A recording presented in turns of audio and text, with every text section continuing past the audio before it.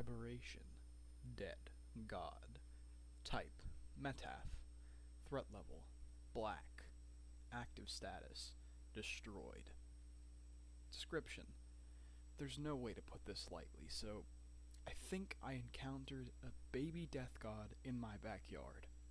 I uploaded a drawing to the page. It might not be fully accurate, but it's the best I can remember of my experiences. I will now chronicle the harrowing event. Background. It started when I was making dinner. Yes, I did hear a loud thump outside, but no, I didn't go to see what had happened. I was making dinner. And I was going to keep making dinner too, until all the vegetables started to rot in my hand. It was like the decomposition rate had increased exponentially. Everything became moldy, black, and gooey in front of my eyes, like someone had decided to end all life right then and there.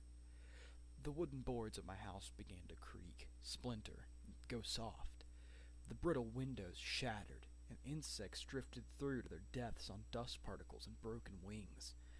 I prayed for my life, begging God or someone else to let me be the last person alive, so I might be the one to go on a journey to cleanse the land of rot, and bring forth a new world of infinite spring waters and endless acres of cherry trees. Unfortunately, it was getting a bit dusty in there. I had to go outside to clear my lungs. The outside world had quickly become just as desolate as I had imagined. The grass crunched beneath my shoes in a way that I don't think healthy grass ever should. In the distance, I could see the plague spreading as trees lost their leaves and toppled, birds desperately searching for a safe place to land. It was dark, so dark and cold because the sun was sick too, and I was still hungry.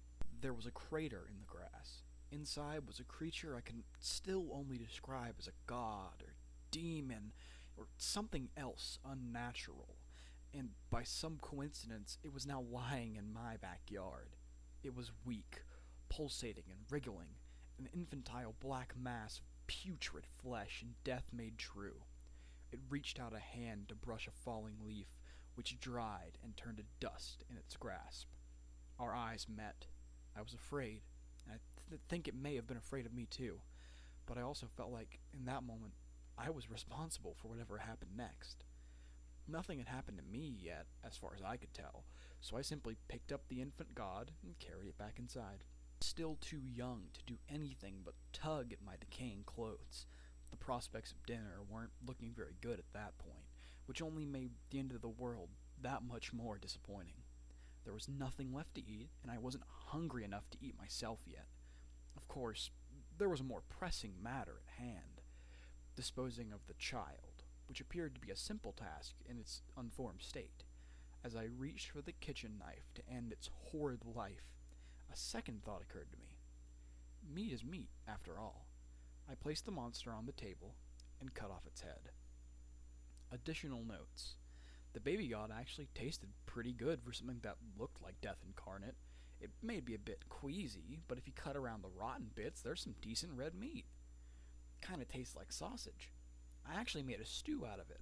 If any of you are near the Clarendon County area in Ohio, feel free to come by, since I still have a little bit left. It's going fast, though. I feel like I could destroy everything. Update. I ate the rest of the soup. Sorry. Comment.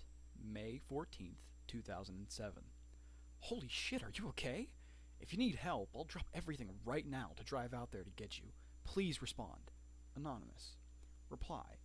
May 14th, 2007. Oh, yeah, I typed this in a bit of a rush, but everything went back to normal after I killed it. It's actually a very nice day outside. I think some people a few houses down are still freaking out about it, but they should be fine. Rudy, the author. Comment. May 14th, 2007. Why would you eat that? Anonymous. Reply. May 14th, 2007. My mother always taught me not to waste. Rudy, the author.